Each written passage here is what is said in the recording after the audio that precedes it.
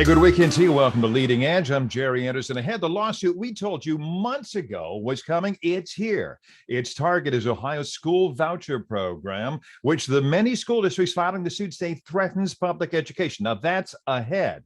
But first, we're off and running in a huge election year. The congressional midterms, a race for the U.S. Senate here in Ohio, and the race for the governor's mansion. That race got a lot more interesting this week when the two leading Democrats both named their running mates.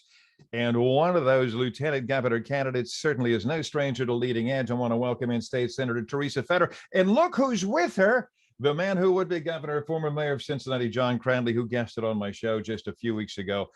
Exciting times this week. In fact, you told me, Senator Fedor, several weeks ago, you were supporting Cincinnati Mayor Cranley. You said, Jerry, you got to check out what this guy has done down there. Did you know back then that you were being considered for the number 2 position on the ticket? And if not, when did all of this happen?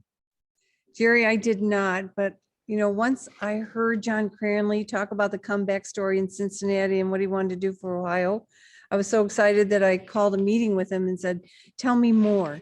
In fact, I'd like to tell you what I think what else you need to do for Ohio, since we've seen the one party corrupt Republican Party in charge, and I've had 22-year front row seat in watching this. So no, I had no idea. And John called me up one evening after work and asked me, would you be open to consider to be my LG? And I said, well, that was not in my plan, but I have to follow my own advice when I tell others when the opportunity comes, you should go through that window and stay open. So I have to tell you, yes, that I will be open. And then we started from there. And I know for a fact she has reached out to others and say, you can serve, you should serve.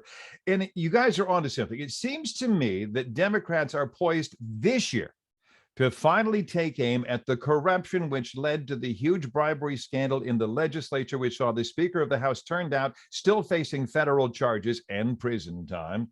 But can your ticket, I want to hear from both of you, and Mr. Cranley, we'll start with you, Mr. Cranley.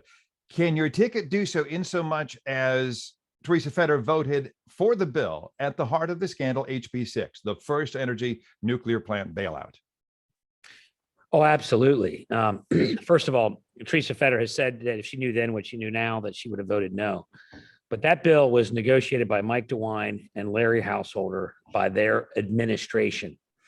And that bill, remember, Mike DeWine received $2 million from First Energy, $2 million to various campaign accounts, including to his son and daughter. And so we know where that bill came from. And of course, Teresa didn't know it was corrupted, and later called for the full repeal. But here's the point, and we talked about this the last time I was on your show. Yeah. Teresa and I have a plan to provide a dividend to the people of Ohio from natural gas, like they have in Alaska and North Dakota.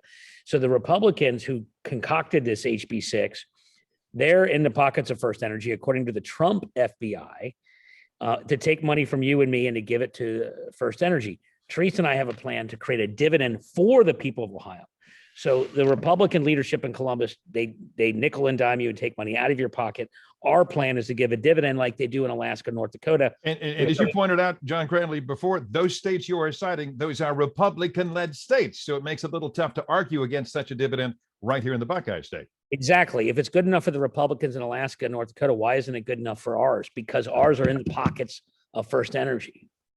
Being number 2 on the gubernatorial ticket seems not unlike being a vice presidential candidate. You know, John Nance Garner once said the job of vice president, I'm going to quote him, wasn't worth a, quote, pitcher of warm spit. But Will Rogers once said the vice presidency was the best job in the country, saying all the vice president had to do was get up every morning and ask, how's the president? Did you guys forge an agreement? Did you, Senator, forge an agreement with Mayor Cranley about your position having some true weight, about addressing issues important to you? You know, in my process of going through this decision, I talked to many people I respected. And, you know, first of all, I needed to know whether I wanted to do this. Same decision I made Jack Ford 23 years ago. And what would I want to do? And so I took my thoughts, my suggestions, and we negotiated a partnership. And that my 22 years of a front row seat of, you know, the dysfunction and corruption of one party rule, There are a lot of ideas where I know exactly what we need to do and what we need to look at and clean this up and fix it. And John has the plans to turn us around and have a comeback and to grow the economy.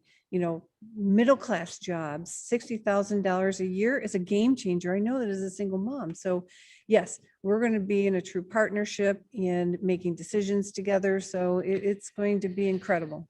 Quickly, Yeah. about a month ago, I came up to Toledo for a couple of events, and Teresa and I happened to be at a luncheon together. And a man who was a complete stranger to Teresa and to me, obviously not being from Toledo, stood up in tears, hugged Teresa and said, "You saved my unemployment benefits." Mm. And you could see the tears in his eyes and how appreciative he was. One of the things Teresa mentioned to me was that when we win, that she wants to fix the unemployment system, which has been broken by this administration. And Teresa can add to that. But the point is, she's already fighting for Toledo. She's already delivered. And a random man just stood up, hugged her, cried, and said, "Thank you, Teresa." This is a woman that has been fighting for Toledo. And I'm lucky she'll still be fighting for Toledo, but also taking that magic to the whole state. Now you've got a fighter next year. There's no question about that. He's John Cranley. You met him on our show a few weeks ago. Former mayor of Cincinnati, wants to be governor on the Democratic side. And just this week, he named the woman to his right over there, Senator Teresa Fedor, to be his lieutenant governor's candidate. I'm going to take a break. Much more with you guys if you'll hang in there. This is Leading Edge, and I am right back.